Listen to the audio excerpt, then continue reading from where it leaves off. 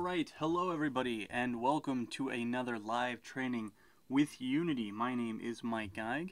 Thank you all for being patient.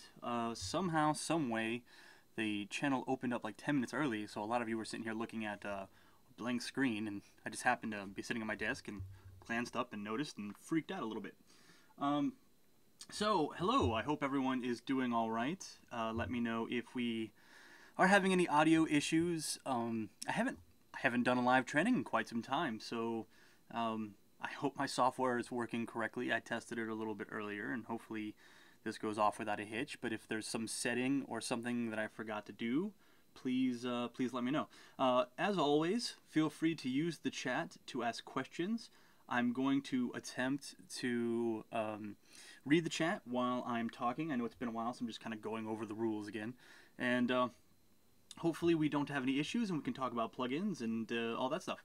So while we're talking about plugins, I figure we might as well plug Twitter. So if you have any questions, comments, concerns, feel free to follow us on Twitter at Unity3D, at Mike Geig, which is me, at Will Goldstone, and at The Ant Ranch. So cool.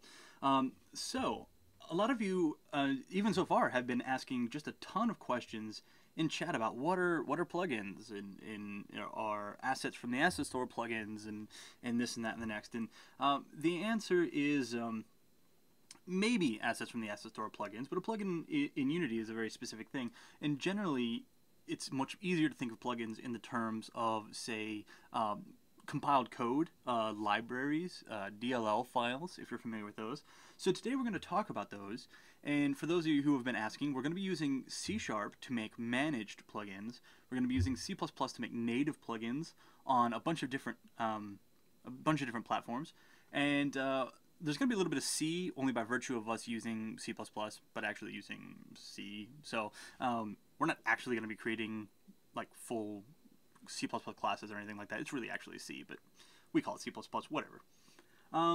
We're not going to be doing Java. Some people asked about that. We're not going to be doing Lua or anything like that. So anyway, and then if anyone's having video problems or if people are posting in chat about video or audio problems, please have them refresh the window, which will make all that stuff come back, and it'll be fixed. Okay, so let's talk about plugins. What are plugins? All right. Plugins are essentially bits of modular code, okay? They're code that exists outside of Unity. So Unity is an engine. Game engines encapsulate all of the common functionality amongst many, many games, like particles and rendering and physics and stuff like that. Plugins allow us to extend Unity to do some specific stuff, right? And there's basically two types of plugins. There's managed and there's unmanaged. Now, I do want to point out that pretty much everything that I'm talking about is sort of one of those things where you could say, well, not technically, or well, you could, right? So I'm talking about this in a very broad sense because we're talking about this kind of for beginners. So a lot of the things that I'll say, you could actually put in a lot of work and kind of do the opposite and stuff like that. So I'm just going to try to lay out kind of a baseline for all of you. And if you want to on YouTube later, you can go in the comment section and be like, well, you're wrong because I can do this with fine, whatever. That's fine. I'm going to try to make this simple. Okay. All right. So plugins are bits of modular code. They're generally compiled, right? So in Windows, we'd create like a DLL, right? C# would create a DLL. We would create a .bundle file in Mac, specifically OS X, right? And you know what? I can't think of, is it .lrbs for Linux? I don't ever use Linux, so I can't remember off the top of my head. But the managed plugins, the ones that are made in C#, will work on pretty much anything, right? And the unmanaged or the native stuff, you kind of have to build for the specific platform you're targeting. You could make it for a different platform or make one work for the other, but it takes a lot of work. So I'm just going to blanket statement that you probably should rebuild for whichever platform you're targeting. And I'll show you exactly what I'm talking about. And a plugin, like I said, it allows us to extend the editor and gives us functionality that we don't normally have. It's great for doing things like, hey, I wrote a combat system with players and enemies and all this robust code, and it's in C# and I've compiled it into a DLL. I don't really want to rewrite all that stuff in Unity. Well, cool. You can just turn that DLL into a plugin, bring the code in, whatever. Or you might be like, hey, I bought this really neat RFID reader, right? The piece of hardware. and they gave me some DLLs for me to call specific functions. Cool, you know, you don't turn that into a plugin. That DLL is a plugin. Just bring it into Unity, call the functions, right? I have an Oculus Rift. I have a specialized trackpad. I have cameras. I have GPSs. I have this weird or unique hardware or whatever, or code that I want to reuse, or I bought this piece of software. And basically, if you get a code library, right, like a DLL file or a .bundle file, right, cool, you've got a plugin, right, and you can use that plugin. Now, like I said before, I'm going to say it again. Pro allows you to do managed and unmanaged, so native and managed code, and free allows you to only do managed.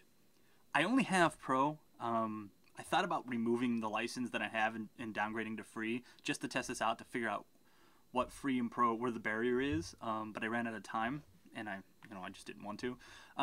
So, basically, it's kind of a gray line where one functionality stops and then one picks up. So follow along. If you're in free, feel free to post in chat or mention in comments or whatever exactly what you can and can't do with free. I'd be curious to know as well. It's been a long time since I looked at this stuff with free.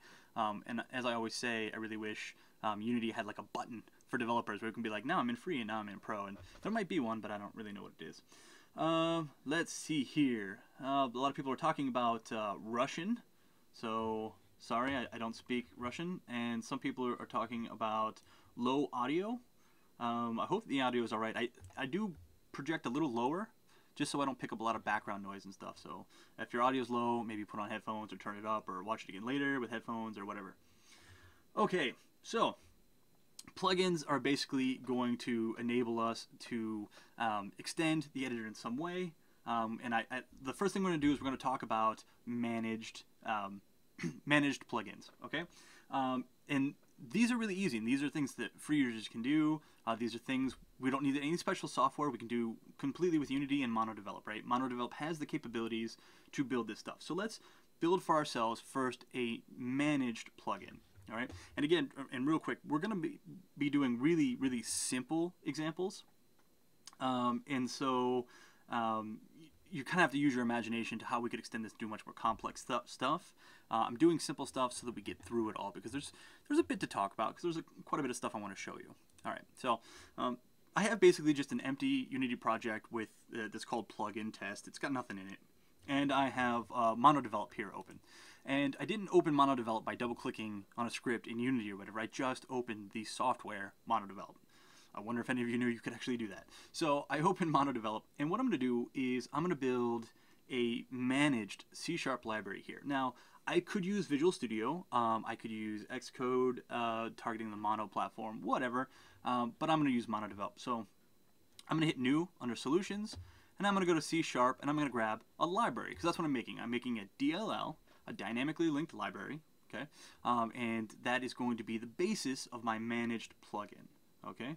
And so now, basically, you just got to give this guy a name, and let's go ahead and call this random number. Basically, we're going to create a plugin that's going to generate a random number, right? And that, like I said, that's not, I mean, I'm not going to blow anyone's minds here, but it's the actual interoperability between DLL's compiled code and Unity that I want to illustrate, not these sweet, awesome code libraries. So we're just basically going to be generating a random number. Let's pretend some mad scientist gave us some amazing code that generates perfectly random numbers based on, I don't know, dark particles or something like that. Who cares? Whatever. So we have a library named random number. I'm just going to, I don't really want to put it in my documents, but let's drop it on the desktop. Desktop it is. All right, so it'll be on the desktop there. And we'll go ahead and hit OK. And we're just basically going to get this default myclass.cs. And we have basically a namespace, random number. The class is by default myClass with a constructor. I don't care about a constructor, so I'm just going to say goodbye constructor. And I'm simply going to create a public function, which is going to be public int get random. Let me zoom in here too. I bet my code is a little small. There we go. All right. See if I can't make a bunch of strange noises while I'm at it. And so here we go. We have basically just some class, my class, with a public method returns an int called getRandom, and inside there we're just going to say random rand equals new random. And I'm not going to bother seeding a random number or anything like that. And I'm just going to return rand.next, which is going to give me an integer, and that's my whole plugin, right? Basically, yeah, that's kind of it. Someone asked in chat what's the difference between a DLL and an API. So APIs are basically interfaces that allow us to plug our code into some other code. All right, so let's say if I wanted to write some software that communicated with like Dropbox, you know, the file sharing cloud storage Dropbox, I would need to utilize the Dropbox API to connect to it and find all this stuff. So DLLs are basically compiled code that you actually physically have access to, either through a network share or something like that, as where APIs are basically just, well, I'm being general, right? They're basically just ways of talking to other pieces of running software. And there are other ways we could describe that, and there's other things we can do with it. But in a nutshell, DLLs, libraries, are just going to be compiled code that we're going to have access to, and APIs are interfaces that we do function calls with and stuff like that. All right, so something like that. So yeah, so basically, you know, this code is pretty simple. This is commented up here. I don't really care about that. Someone asked what the namespace is. The namespace just defines a scope for this class, so it's going to be a random number. We'll see how we use that later. The class name is my class, but function get random. So, all right, I'm just going to go ahead and save this, and then I'm going to build it. Build all, and it should say successful, and it does say successful. So cool. I am done with my managed plugin. That's it, right? It is built. So now let's look at how we integrate that with Unity, right? And remember, this is managed. So these are the things that free users can do. And I could create a whole collection of classes. I could basically do all sorts of stuff. But do know that this is a library. This does not know anything about Unity, right? I can't use any Unity specific stuff. No mono behavior, no starts and awakes, and no physics.raycast. None of that stuff is in here, right? This is pure C++, and this is pure C++ based on the mono libraries. Okay, so just keep that in mind. So, so this code is completely separate. So that's been built. I'm actually just gonna leave MonoDevelop. Goodbye, MonoDevelop. And here I am looking at Unity. Okay, and you could see it's empty. There's nothing in it. So what I'm gonna do first is I'm going to locate my random number project, which you remember I saved to the desktop, random number. And this is what MonoDevelop created for us. And I'm gonna open up the bin file, debug, and I see the DLL. So this is compiled code. This is the code I just wrote. It's stored inside this file. Real quick, I'm going to read through chat. DLL, library of classes, API, library of public methods. Yeah, that sounds pretty good. Hotnick87 said that, so that's a pretty good way to sum it up. Let's see. Let's see here. Can I write C++ games in Unity, not C#? Not really. You could write all of your code in C++ and as a native plugin, but it would be a really bad idea. Let's see here. Okay, a lot of stuff. How's the performance of managed plugins compared to the normal C# scripts in Unity? Is there a benefit, penalty for compiling to DLL? That's a good question, PixelStealth. PixelStealth asks if there is a performance benefit to compiling our code to a DLL and then using it in Unity. I believe no. I believe it would be better to have our code in Unity without being in a managed plugin. I think the call to the managed plugin has a lot of overhead, but that is completely unsubstantiated. I've not tried it. Basically, we use managed plugins if we have a whole lot of code we want to reuse, or we're trying to access some hardware or something like that. Let's see here. Someone said, why am I using C# extension for C++ code? Because this is C# code. This is a managed plugin. All right. Okay, so we're all on track. I'm not using Ion. Anyway, I mean, you guys can explore how to write your own C# managed code. That's really irrelevant right now. Mostly I'm interested in getting Unity to talk to this plugin. So what I'm going to do is I am going to basically click and drag this file into the project view, and there it is. And that basically imports the plugin. Now, Unity doesn't know that this is a plugin, and Unity doesn't really know how to work with this. So what I need to do is I need to create a special folder. And the folder's name is plugins. and all my plugins go in this plugins folder. This plugins folder can be wherever we want, as long as its name is plugins. All right, and then I'm going to click and drag that in there, and so now I have a plugins folder with my randomnumber.dll inside. So this is my managed plugin. Okay, so let's write some code that's going to allow us to interface with this plugin that we basically just made. So I'm going to create a new script. So I'm going to go to create C#, and let's just call this something along the lines of test managed. So this mono behavior is going to test my managed plugin.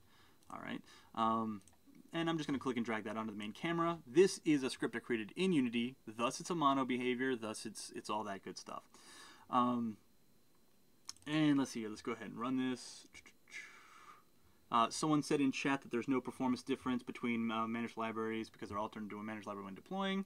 So there you go. Let's see here.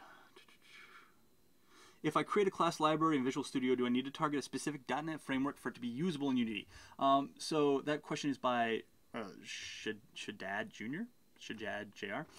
Basically, what you want to do is you want to target the same type of Unity project you're making. So if you're using Unity3D, you're going to want to make a library that's 32-bit, 64 for 64.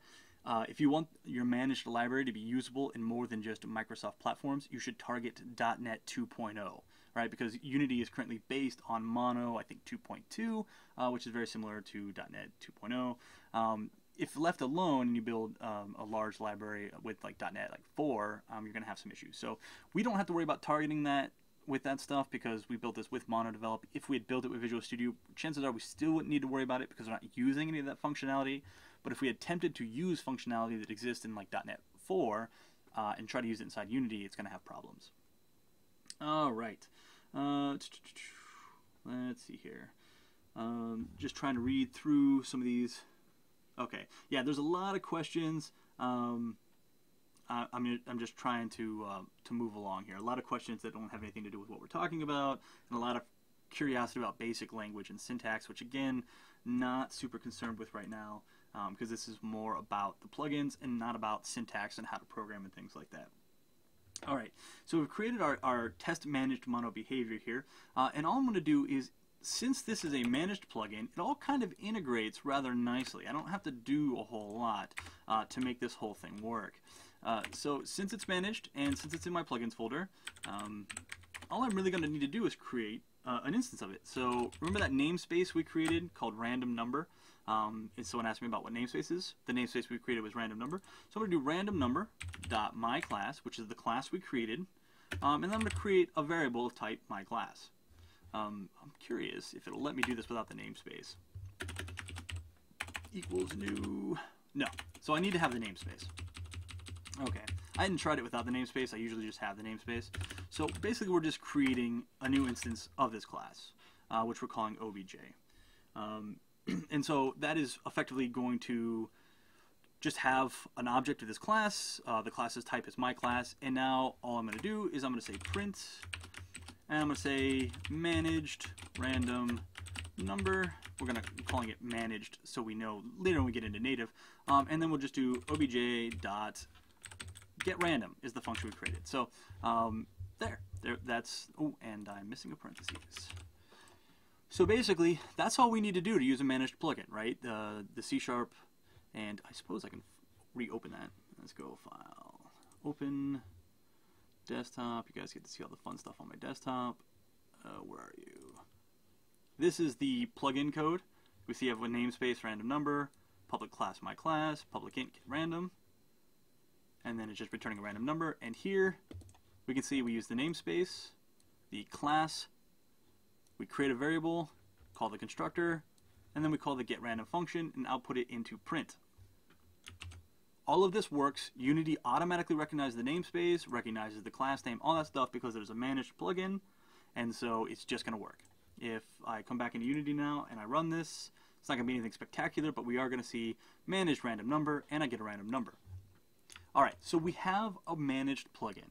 Okay, now if I had taken this plugin, I could run this in iOS. I can run this on OS X, Mac operating system, right? I actually tested those, so I know for a fact this code, this project, without any changes, works cross-platform, at least PC, OS X, and iOS. My assumption is that it will also work in Linux. My assumption is that it will also work on Android, and so on, Windows Phone, and so on and so forth, right? So cool. Very basic managed plugin, all right? People in the chat who are asking about all these things that don't matter, like what I'm going to talk about next and stuff like that, just please stop, because the chat's actually moving really fast. I'm having a hard time reading all of it, and stuff like that.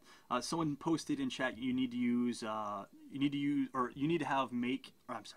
have using random number, and you don't, because it just knows about it, because it's managed plugins. We don't have to worry about it. Basically, yeah, the whole thing just is a wrapper around some random function.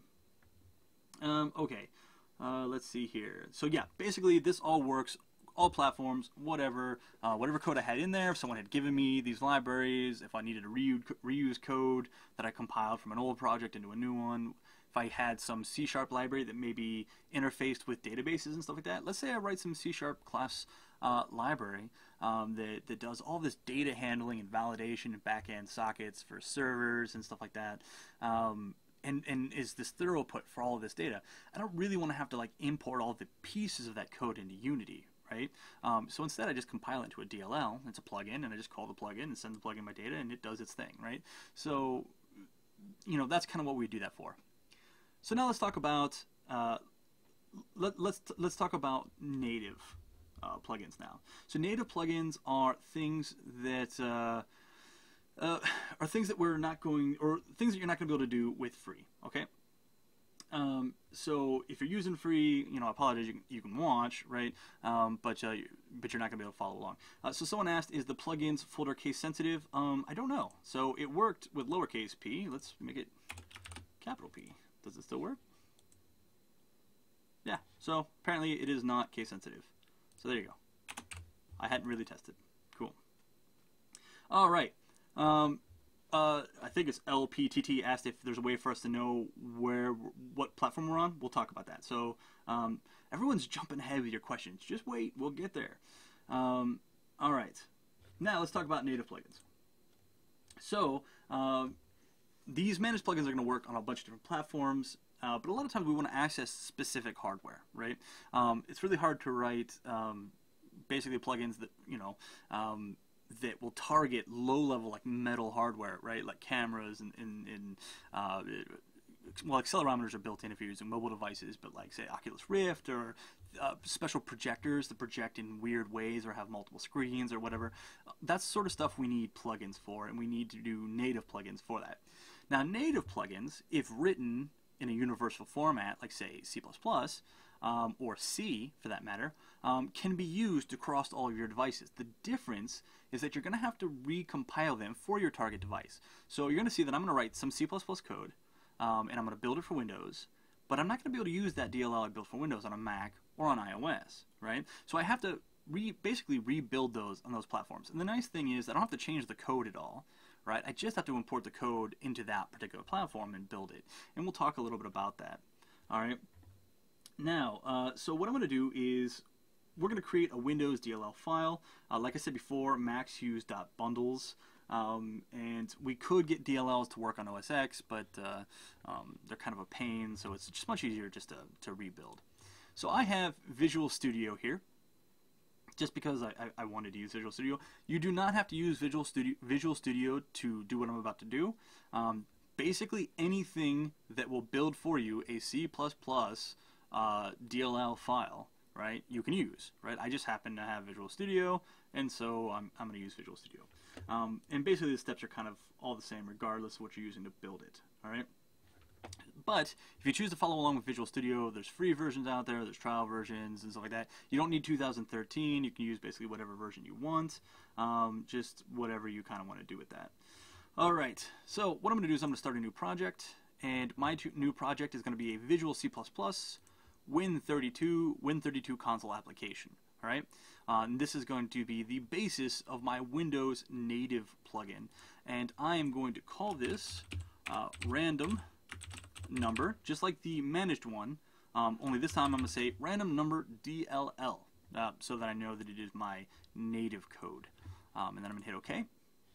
and I'm going to get this nifty window. It's going to ask me some stuff about my project, and I lied. So I chose console application, but I actually wanted just DLL. But I didn't see DLL listed in the menu, and there might have been one somewhere else, but this is how I know how to get to it. And I also want it to be empty. If I don't make it empty, it's going to give me all this other stuff, and I don't want any of that stuff. If you want that stuff, don't check this box, but I do not. It all depends on what you're trying to build. But basically, we're building a simple C++ plugin, all right? All right, so I have a DLL, empty project. Like I said, if you're using if you're using Xcode, maybe you're on OS X, right? You'd be building a Cocos bundle, and you would be adding your C++ classes there, right? And building that way, or whatever, right? The code is the same, and that's what's important. All right, and I'm just going to hit finish. So basically, however you would normally create a DLL, that's what you're going to do here, and whatever software you're going to use, whatever. So this is completely empty because I told it to be completely empty. So I'm just going to add a class to it, and this is gonna seem reasonable if you've ever done C++ programming. And if you haven't, you're going to have no idea what I'm talking about. But that's fine because that's C++. No one knows what you're talking about anyway. So basically, I've just created my code file. This is basically the script that you get automatically when you make other stuff. And all I want to do is I want to encapsulate the functionality of my managed library, which is the generating random numbers, but I'm going to turn it into native C++. All right. And so what I'm going to do is I'm going to do #include IOStream, which is going to give me access to random numbers. Okay. And then so here's an important part. Now we're doing native code, right? And as such, we need to be very careful about this thing called name mangling. And I'm going to save you a lot of the details, and I'm just going to show you how to avoid it, because it's actually really simple, all right? But basically, since we're doing native code, and there's a possibility that there will be some misunderstanding about how things get compiled, names and stuff like that, we're just going to do something specific. We're going to say extern C, which is basically saying use the C-based naming conventions. This is going to avoid any of that mangling I talked about. It's not important to really know what that is. Just know that we're going to put our code inside here. Okay, so there we go. And no, I don't have Unity VS. So if anyone's wondering how Unity VS works, I've not used it, so I have no idea. So there you go. We have our extern C naming convention. So now basically we need to declare our function, and our function is just in this case going to be int get random, and we are going to basically inside say return. I promise I can code. Return rand. Oops. So that's going to give me some random number. Okay. This function, when I call the function get random, is going to give me some random number. Now, there's one more step, all right? So even though this is in here, and I can build this, and this will turn this into a DLL, I need to specifically state that I want to export this function to be usable outside of the DLL. And I do that by saying underscore, DECL, so declare, spec, right? And then inside say DLL export. And this says, hey, I am sure this line of code here says, hey, I want to export this into the DLL. Now, if you're creating a whole bunch of functions, it can be kind of cumbersome to write this over and over and over again. So a very common thing that I like to do is to just define it. So I would say define like DLL exports, and I would define DLL export as this, like that. And then all I really need to do before each one is say DLL export, and I know, and I know that means that I want to export it in my DLL file. All right, have I lost everybody? Great. So basically, this is just a macro. We're not really worried about that. This is what's important to come right before here. This is just a shorthand way in case I need to write it a whole bunch of times. So what this is going to do is this is going to build a native plugin that will allow me to call a function called getRandom, and it will return back to me a random number, right? And so let's go ahead and build this. So I'm just going to build solution. Assuming I didn't forget to do something fairly important, it should succeed, which in fact it does. You should be able to see that on the screen right down here. Build succeeded. All right. I'm sorry that everyone who is asking for Russian. Stop talking about Russian in chat. And I'm sorry that you decided to go play Call of Duty instead of watching. Sorry, whatever. Okay, so here we have our native plugin kind of done. All right, and again, that's it, right? Like I said, I'm talking simplistically about the syntax of the plugins themselves, because it's the interaction between Unity and the plugins that I'm actually interested in. So let's pop back over to Unity, and let's locate our new plugin. And so you'll see here we have on my desktop, I created this random number DLL project, which is right here. I'm going to go into the debug folder for that, and here is my random number DLL, which is my plugin. And I'll just drop it right into my plugins folder, just like that. There we go. All right. So now we have that. We've got our native plugin available. So let's go ahead and write some code to interface with it. We can't interface with native plugins like we do with managed, right? So the managed plugin was easy. You know, I'll reopen this here so you can just kind of see.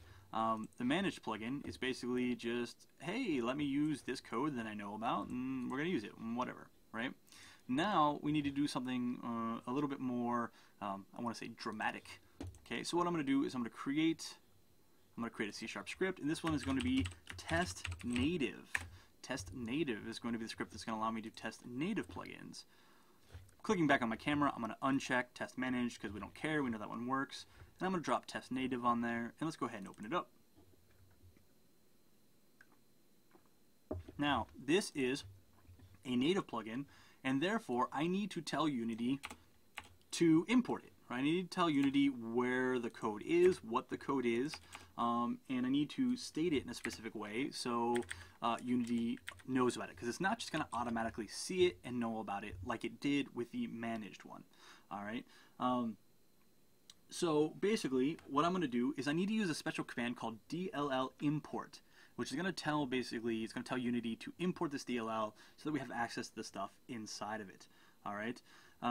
So now what I want to do is I'm going to say square bracket DLL import, and this isn't going to work just yet, and I know about that, so just one second here. So we're going to DLL import, and then we're going to specify the name of the file, right, that is in the plugins folder. In this case, it's going to be random number DLL. Now, I don't have to say random number DLL dot DLL. I don't specify the full name with the extension, just random number DLL without the extension. Okay, and so I'm going to do this, and it's going to say, hey, there's no such thing as DLL import. And they're correct. There's one more thing we need to do. I did it this way first so we could see it turn red, and then I can right-click it and go to Resolve, and this. What we need to do is we need to use this particular, or have this using statement at the top, using system.runtime.interop services. These interop services are how we import native DLLs. Okay, so this is my Windows DLL that I just created in Visual Studio. Now that I import the DLL, I need to specify what it is that I am importing, right? You should all know, or you should maybe know, or maybe you don't know, but the square brackets generally denote attributes. So this is just an attribute. It itself does not actually do anything. So we need the next line of code, which is going to say, hey, this is our DLL. What am I getting out of this DLL? All right. And so what I'm going to do is I'm going to specify a function to use. In this case, I'm going to call it private. I could make it public, but I'm just going to say private. It has to be static extern, right? It's an external function. So private static extern, those three words. Then I talk about the signature of my function. In this case, it is int get random. All right. This is the function we made in Visual Studio. All right. Int get random, right there. Okay. So that's what we're using. So here it is. This is me saying, hey, pull this function out of this DLL. If I had a bunch of functions, I would need to do both of these lines for each of the functions. So if I had 4 functions, I would have this line and then this line 4 times, one for each function. Okay, basically specifying what DLLs they're in. Now I have access to this function. Okay, so again, just like we saw with the managed code, now I can just use it. So this time though, I'm going to say native random number, just like this. And now I didn't instantiate an object. Instead, I just imported a function, get random. Okay, and so now that this line of code is done, I can pop back over into Unity and I can run this, and I should see native random number 41. Cool. All right. So our native plugin is in fact now working. Now, one of the things everyone's going to try to do right away is they're going to try to make C++ classes, right? And they're going to attempt to instantiate objects of those classes here inside Unity. And I'm going to say that it is possible, but you have to get into marshalling and you have to get into memory management and stuff like that. It's often better just to leave the C++ stuff on the C++ side of things and keep the C# stuff on the C# side of things without getting into tossing memory in between the two, marshalling these different resources, managing all this different memory. It's really a good idea to just have the C++ instantiate the objects of the classes and do whatever it needs to do and just expose functions, first of all, on the Unity side of things, right? So don't go around trying to instantiate objects of classes that are located inside DLLs because you're going to have some issues and it's going to take a bit of working through until you know what you're doing. If you're not sure or you don't believe me, just try once turning a C++ class with a string in it into a DLL and using it in C#. The problem is that strings are in fact not built in directly to C++, and so there's all these libraries you have to get involved in. It's a total pain, and that's just strings. That's not anything else, right? So it's really just a good idea to kind of keep stuff on the right side. So someone just asked, I'm confused, native plugins do work in Unity Free? No. Native plugins do not work in Unity Free. Managed ones do, native ones don't. Managed ones being the C# one we created first, the native one being the C++ one we just created now. Okay, so let's talk about this, right? So we have this DLL, and we have this code, and we have this project. Now, if I were to build this for Windows, it would run great. All right, let's pretend my random number is generated based on some hardware I have plugged into my computer, like a chaoscillator, musical instrument, of me tapping on the surface, and that's going to generate some truly random number, whatever. So I have this, and this works fine. If I were to build this for OS X, it would not run, okay, because it won't be able to read this DLL. If I were to build this for iOS, again, would not run. If I were to even open this project on OS X, again, it would not work. All right. So what we need to do is we need to kind of be smarter about how we're using DLLs, and this is a very common thing with native plugins, right? It's that we need to write code that's going to kind of encapsulate our DLL calls so that it will work on a native platform, right? Because right now, like I said, if I attempt to run this on something else, it's just not going to work. I'm going to get an exception, the thing's going to crash, it's no good. So what I want to do is I want to be intelligent. I want to basically write code that's going to say, hey, if the plugin for this platform works, right, then use it. And if it doesn't, all right, then we're going to do something else, okay? So, you know, we're going to kind of talk about that, right? One question here, did he put the DLL file from Visual Studio into Unity, or did he import it in the code? I physically moved the file. So picture me, Roland.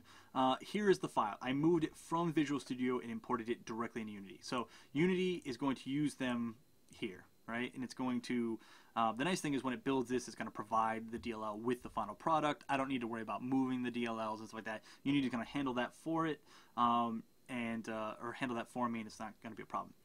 So, something I've already done, kind of behind the scenes, is I've already recreated this native library on OS X and for iOS, right?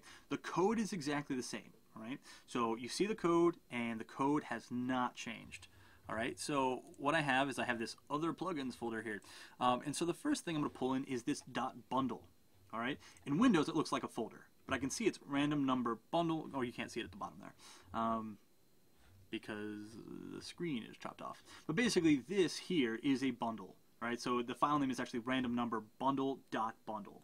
Okay, if I was on an OS X machine, if I was on a Mac, this would look like a Lego block.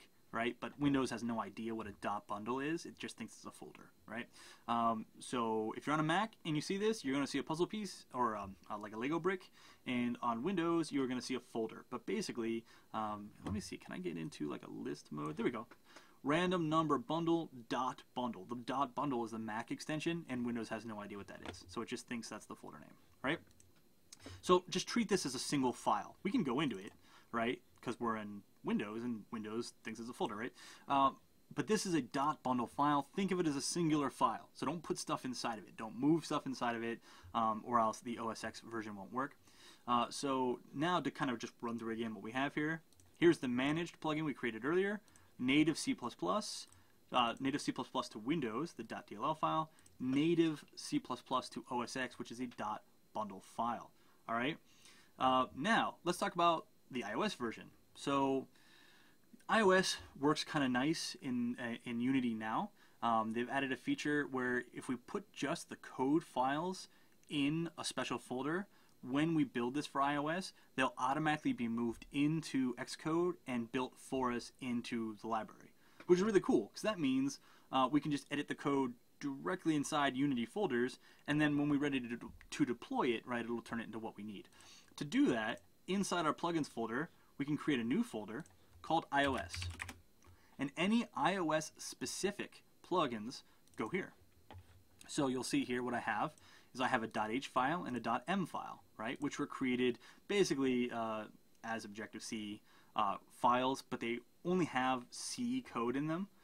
So basically the C++ we saw earlier, right? And so now I'm just going to click and drag, boop, and the code files can go directly in there. I didn't need to turn them into, I didn't need to compile them. These are not compiled. I can open these with Notepad. These are, can I? Let's see here. What happens if I just do open? Yeah, I'm just going to do that thing. But basically I can open these with like Notepad or WritePad or whatever. These are just text files, right? They're not compiled in any way, shape, or form. And when we build for iOS, Unity will automatically, like I said, import these into Xcode, build them, and turn them into my iOS plugin. All right. So now we basically have 3 plugins for 3 different platforms with the same code that does the same thing, right? And it seems like a lot of work, but this basically effectively gives me access to a bunch of different platforms, right? 4 plugins specifically. So now let's talk about how we can be smarter in Unity to determine exactly, which platform we're on and how exactly we can interface with this code. All right, because right now Unity is simply, if we look at MonoDevelop, it's going to import the Windows one, and it's going to fail if we're on iOS, if we're on Android, if we're on OS X for Mac, Linux, whatever. It's just going to fail, right? So we need to kind of be smarter about how we handle this bit, so that we can basically on the fly switch between platforms without having to change any of our code. All right. So let's go ahead and create a new class, which is basically going to wrap up all of this functionality for us. All right. Let me read through chat here real quick because I've kind of ignored it a little bit. Sorry about that. Let's see here. Sorry, I'm trying to scroll up because a lot of people are talking about something that happened earlier. Oh yeah, so if you're seeing an error, you're on free. Free won't allow you to do the native stuff. No native plugins in free. Let's see here.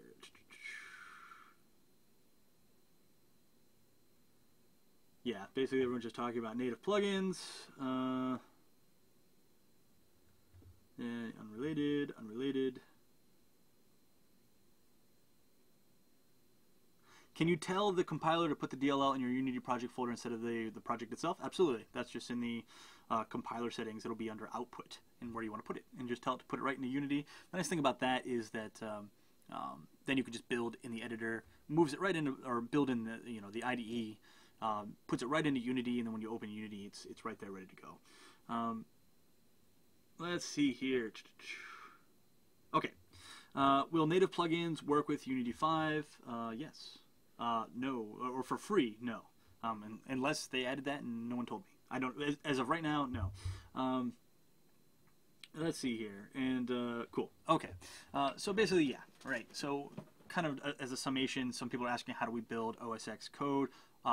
Mac code can only be built on a Mac because it uses Xcode, which is only available on a Mac. So if you want to do native DLLs for iOS or a Mac, you need to be on a Mac. Okay, so let's talk about writing some smarter code. Let's talk about writing a wrapper to the functionality of these DLLs and then using that in our actual Unity project. So I'm going to create a new C# script, and I am simply going to call this random number wrapper. Random number wrapper, which is going to kind of encapsulate the functionality for us here. And let's go ahead and open that up. And inside here, first things first, this is not going to be a mono behavior. This is just going to be a wrapper for the DLLs. So none of that stuff and none of that stuff, right? Easy peasy, nice and empty. All right. So this wrapper is basically going to be our interface, if you will, between Unity and our multitude of native DLLs, or native plugins, right? This wrapper is basically going to navigate that system so that we can, in Unity, continue just writing code without really worrying about it, switching between platforms, never being concerned about it, right? This is kind of the intermediary, or the man in the middle, if you will. And so what we're effectively going to do is we are going to have a whole bunch of preprocessor directives, right? If defines, if you will, to determine exactly which platform we're on. So I'm going to say something like this. I'm going to say, hey, if, right? And what I want to know is which platform am I on. So I'm going to say if Unity underscore standalone underscore Windows, right? So if I'm in Windows right now, then I'm going to define a constant string called DLL, and I'll set it equal to, and this is the name of the DLL. In this case, it's going to be random number, number DLL. Okay, easy enough. But what happens if I'm not on Windows? Let's say I'm on OS X.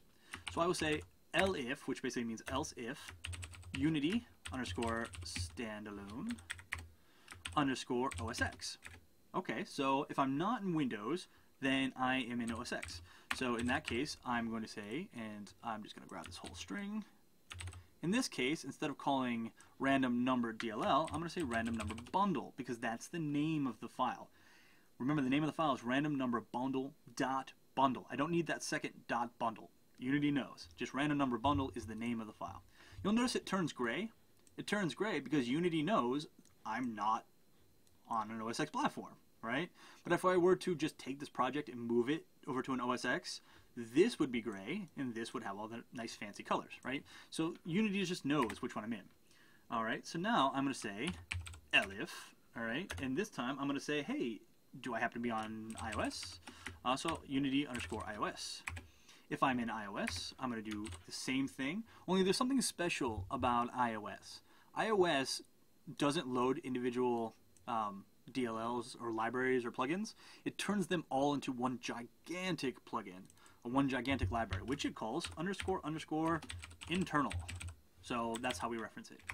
And then finally we can say endif. So cool. So basically, as I switch platforms, and I wish I wasn't just, you know, obviously I'm on Windows right now. If I had OS X here, I could just load it up and you would see that turn and this change. And or if I was able to show this to you on iOS, you'd see that light up and this. But the nice thing about these preprocessor directives, because you can do like application.platform, right, to determine what platform you're currently on at runtime. The nice things about these is they are taken care of at compile time, which means the rest of the code, this grayed out code, never makes it in to the product, right? Which means there's no performance hit, right? Does that make sense? If I do something like application.platform, that's evaluated at runtime, and actually it then has to evaluate that, right? I could do something like if application.platform, which is not going to let me do because I'm not in a function, and this isn't a mono behavior and all that fun stuff. But basically, it's better to do this where you can. You might see other stuff that does the if application.platform equals platform or runtime platform.iOS, right? Or platform, whatever, right? This is generally better. We try to do this because it's much more efficient.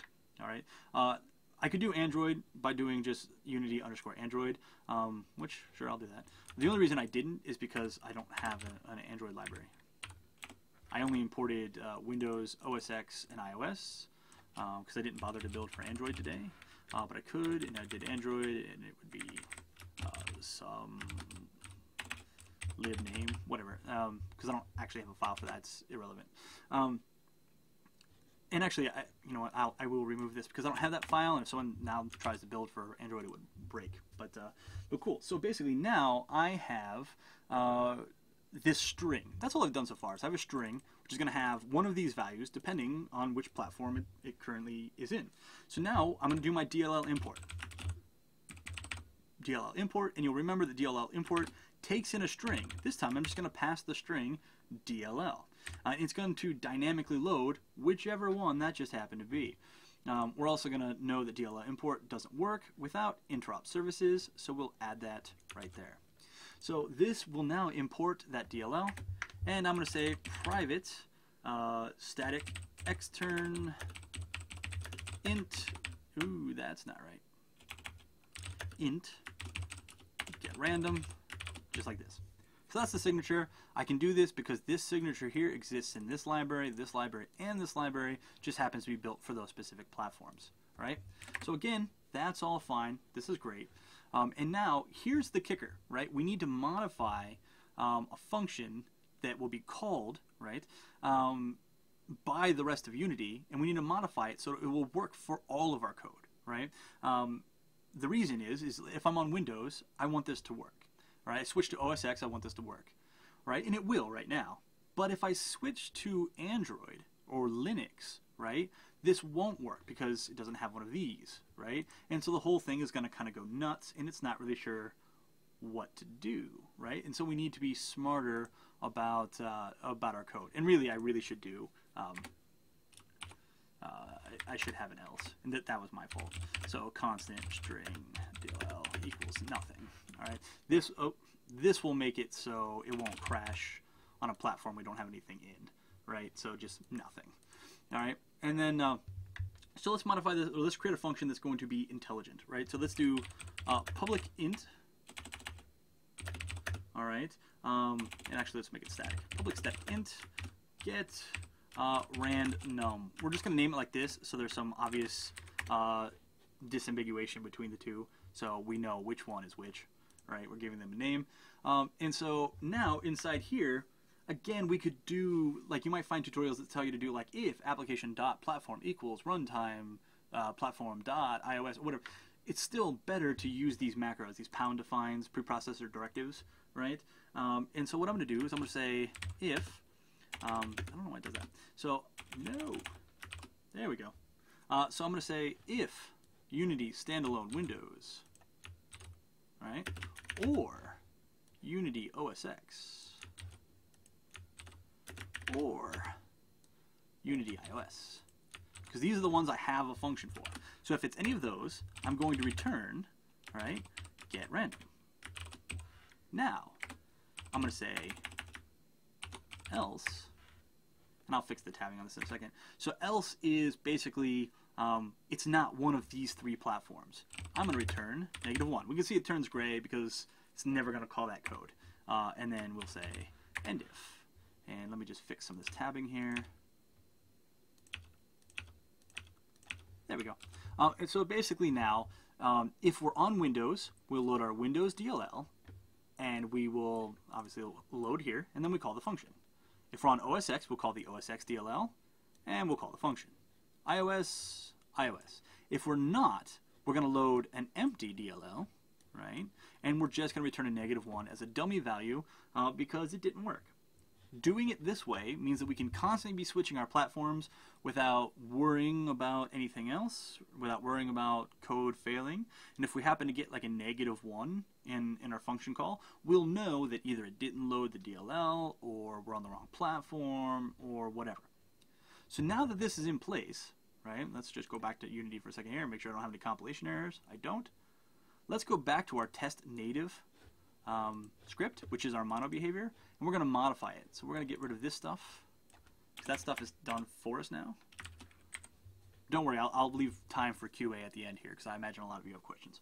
And so inside our start method, now all we're going to do is say print native random number, but instead of this get random, we are going to say random number wrapper dot get random num. So we're utilizing the static function of our wrapper, right? And so now as we switch platforms, it's not going to be a problem, okay? So that's all saved. Let's hop back over here. Let's go ahead and hit play. and we'll see we get our random number. Now, and I'm not sure it'll let me do this. Let's find out. Let's go to build settings. I'm going to pick Windows to OS X. Actually, just close that. And did that? Will that automatically switch? It does. So you can see, yeah, perfect. So I said that I'm building this for OS X now. So we can see the Windows one turned gray, OS X one lit up. So now we would be using the OS X DL or the OS X library, the .bundle file, right? Let's take it a step further. Is it going to let me do build settings, iOS? Maybe. Hey, I've never actually bothered to try. Oh, there we go. Yeah, fantastic. Interesting though. I might need to look at this for a second. Or maybe I wrote something wrong here. But basically, iOS, it's saying that we're both iOS and we're not. So that might be a bug. I'm using a beta version right now, so we might have a bug there. But there we go. Okay, so, and we can see it switches for that. And if I were to say change one more time, build settings, Android, switch platform, we're going to get, oh, DLL name can't be empty. So that's my fault. But anyway, we could fix that. But we can see now return 0 or -1 would be would be called here and not actually that. And we'd see it all continue to work. But obviously we can't leave that empty. So we'd put something in there or just we'd do something to avoid this particular mishap. Maybe just skip this bit altogether and just returning a -1 or whatever. But anyway, so you can see what I'm getting at here. Basically, we can allow for this sort of smart switching between the two, and then our DLLs will work well, and they'll play well together. And this is all with just native plugins. Now, again, I'm going to reiterate now that we're kind of at the end. These plugins haven't been syntactically fantastic, right? We haven't accessed any hardware or whatever. I'm more interested in showing you how Unity uses the plugins instead of the actual contents of the plugins, which is by and large irrelevant, right? It's just C++ code in this case. More interesting thing is how to set it all up, all right? So, let me go ahead and I'm going to read back through the chat here because I'd like to make sure I'm answering any questions that people have. And I'm going to have more of a question time here in just a moment. But I do want to read through these here. Let's see here. Let's see. In my test, porting C# to native DLLs gave massive performance increases. Native runs fast. C++ runs fast. Yeah, absolutely. C++ is a great language for moving quickly. Let's see here.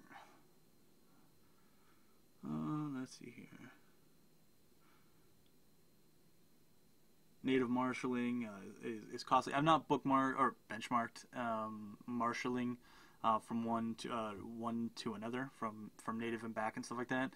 So I couldn't speak to how slow it is or inefficient. Possibly. I've not tried it. All right. What about Android? Okay, so we're to that part. Let's see here. All right. Why did I make it static? I made it static. So they're asking why did I make the function static?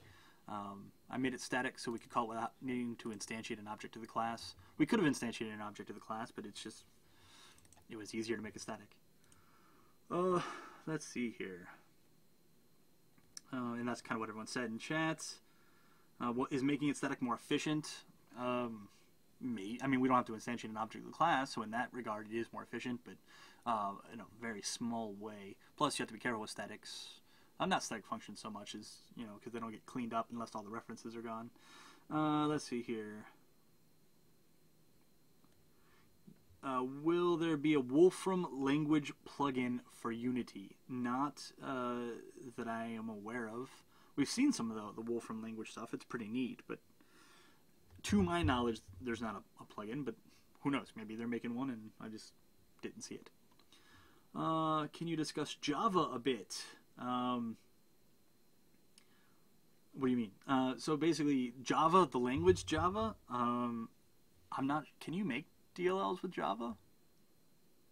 I don't think you can. Well, I don't know. It's been a long time since I've done any Java programming, so I'm not sure you can make libraries with Java for use in a C-based environment. Maybe. So I guess no. I can't really talk about Java all that much because I really don't. It's not anything I've ever done. What's the main benefit of using a native plugin? It's fast. You get access to hardware. It's fast. You get access to hardware. I mean, that's it. That's why we would use it, right? To access things like the Oculus Rift or projectors with multiple screens or special GPS units or cameras, and that's all hardware-based native stuff. Someone asked, am I supposed to do Unity iPhone versus Unity iOS? I am under the impression that iPhone was the old one, and since they started having iPads and things like that, we switched to iOS. They both exist. I'm pretty sure the new one is iOS and the old one is iPhone. However, I might be incorrect. I just generally use iOS. But I might be wrong. Okay. Would you consider plugins an intermediate or advanced concept? Yeah, I suppose intermediate, maybe. As long, I mean, the code is the code. And a lot of times, and this is true, a lot of times you won't write the plugins and you won't write the libraries and DLL stuff like. Someone would give them to you. You might buy a software package and they'd be like, here's a DLL, and you might be like, well, what do I do with this? Right? I have a DLL now. What am I going to do with that? And they're going to say, import it into Unity and access its API to tell it to do things. Right? Here's the documentation. Right? And so. Yeah, so I mean, a lot of times you're not going to write your own DLLs. They're going to be given to you, or you're going to buy them, or whatever. Sometimes you'll write your own, right? Depends on what you want to do. Depends on if you're a team, a lot of people, and very specialized, or if you're by yourself and you're kind of doing everything yourself, or you're trying to interface with a lot of technical hardware, or whatever. There's a lot of different ways these come about. Let's see here. Yeah, so Lightstriker_QC says it well. Basically, we use these plugins for anything that Unity doesn't include, right? Obviously, you know, Unity itself doesn't have a lot of hardware-specific code because it wouldn't work on most of the platforms. It's very specific. We can also write plugins to interact with rendering. Right, so we can use plugins to change how things are rendered and to talk to renderers and stuff like that. They're on their own thread and stuff like that, but you can basically use plugins for that. Let's see here. Haptic devices require DLLs? Absolutely. How can we use callback from native Objective-C code? So that's actually a really interesting one, and I wish I had more time to get into that. But specifically for iOS, originally I developed this training as an iOS training, but since I don't have my streaming software on my Mac, I have it on my desktop PC. Obviously, it's a little bit more difficult. But basically with iOS stuff, specifically Objective-C, we write our Objective-C code, and then we use a C bridge to kind of bridge Objective-C to C, and then that C bridge is what's called from within Unity. So it's basically like one function calls another function, which in turn calls another function, right? And that's how we translate from one to the next. And that's where marshalling comes in. Okay, let's see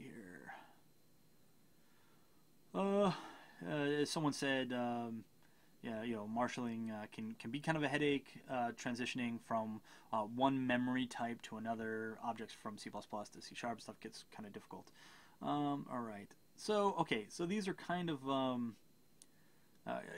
devolving into sort of the same questions over and over. So I'm going to go ahead and wrap up now, and I'll stay in chat. We can continue talking in chat. But before I go, again, I just want to sort of plug Twitter. Questions, comments, concerns. Follow us, talk to us on Twitter, at Unity3D, at Mike Geig, at Will Goldstone, at The Ant Ranch. And we will do our best to help you, answer any questions, lead you in the right path, talk about sports. I won't probably talk about sports. I don't watch a lot of sports. But, yeah. So anyway, questions, comments, concerns, let us know. Thanks for watching. I know it's kind of a dry topic. It's interesting if you really know these languages and you want to know about plugins, but if you don't really know what plugins are and you don't really know C++, then all of a sudden you're like, what is happening, right? So I appreciate sticking around and watching. I know it can be kind of a weird topic, but hopefully this was a successful introduction, right, to just how Unity interfaces with basic plugins, right, and you can kind of go from here into either writing your own or utilizing your own. Now that you know exactly how to bring them into Unity, the rest of it's just kind of salt to taste. It depends on what you're trying to make, just like anything else. So thank you all for watching. I hope you enjoyed, and like I said, Unite is next week, so we don't have anything currently scheduled as far as live training goes, but when Unite is over, you're going to see us add some new stuff. Unite just tends to be a lot of craziness. So until then, thank you all for watching, and I will talk to you later.